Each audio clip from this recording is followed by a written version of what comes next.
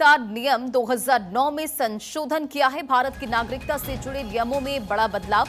पाकिस्तान, अफगानिस्तान, बांग्लादेश के आवेदकों के लिए नए नियम जारी। तो मिनिस्ट्री ऑफ होम अफेयर्स ने नागरिकता नियम 2009 में संशोधन किया है और भारत की नागरिकता से जुड़े नियमों में ये बड़ा बदलाव है। पाकिस्तान, अफगानिस्तान, बांग्लादेश के आवेदकों के लिए नए नियम जारी और भारतीय नागरिकता मिलने के 15 दिनों में विदेशी पासपोर्ट सरेंडर करना होगा। तो ये अपडेट आपको दे रहे हैं। भारत की नागरिकता से जुड़े नियमों में ये बड़ा बदलाव है। पाकिस्तान, अफगानिस्तान, बांग्लादेश के आवेदकों के लिए नए नियम जारी कर दिए गए हैं।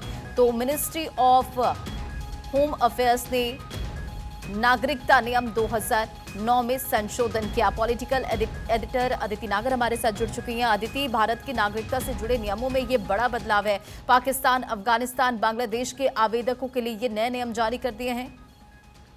बिल्कुल, इस बात को समझना जरूरी होगा। इससे डरने या फिर कोई भ्रमात्मक बातें नहीं हो। देखिए, सबसे पहले भारत सरकार के मिनिस्ट्री ऑफ होम अफेयर्स ने नागरिकता नियम 2009 में संशोधन करते हुए विदेशी नागरिकों, खास तौर पर पाकिस्तान, अफगानिस्तान, बांग्लादेश में भारत की नागरिकता लेने वाले आवेदकों के लिए कुछ प्रक्रियाओं का जिक्र किया है, सख्त भी किया है, उसे स्पष्ट भी कर दिया है। अब क्या क्या मुख्य बदलाव है वो समझ लेते हैं। जिस व्यक्ति को भारतीय नागरिकता मिल जाती है उसको 15 दिन के भीतर अपना विदेशी पासपोर्ट सरेंडर करना अनिवार्य होगा, which is very fair of course. दूसरा देखिए कि भारतीय नागरिक बनने के बाद वो व्यक्ति अपने पुराने देश की नागरिकता पासपोर्ट को इस्तेमाल नहीं कर सकता है। बहुत सारे ऐसे केसेस निकल कर आए जिसमें ड्यूल सिटीजनशिप, दूसरे देश का ही पासपोर्ट और इसी के बीच में गलत गतिविधियां भी हो जाती थी और उस व्यक्ति को पता नहीं चलता था। और दूसरा देखिए, इसका मतलब क्या है। भारत में दोहरी नागरिकता, ड्यूल सिटीजनशिप की अनुमति नहीं है। इसलिए जब कोई व्यक्ति भारतीय नागरिकता लेता है तो उसे अपने पुराने देश की नागरिकता छोड़नी पड़ती है। ये बात बताई गई है उसमें कि आपको क्यों ऐसा करना होगा।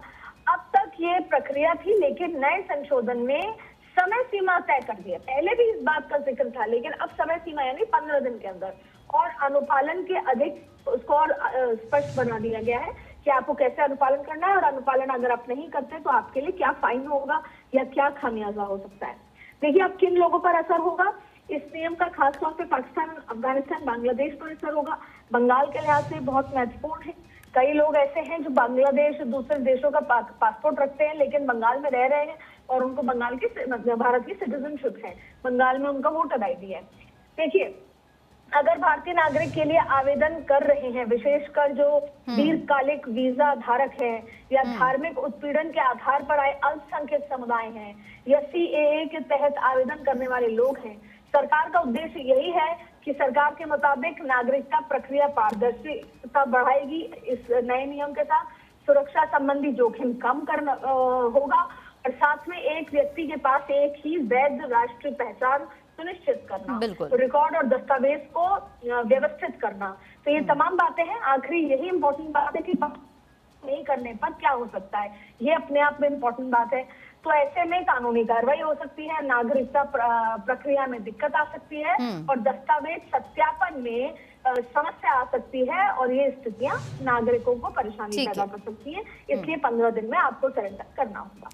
ठीक है दीदी, बहुत बहुत शुक्रिया इन तमाम जानकारियों के लिए। चलिए खबरों में आगे बढ़ते, बात अब छत्तीसगढ़ की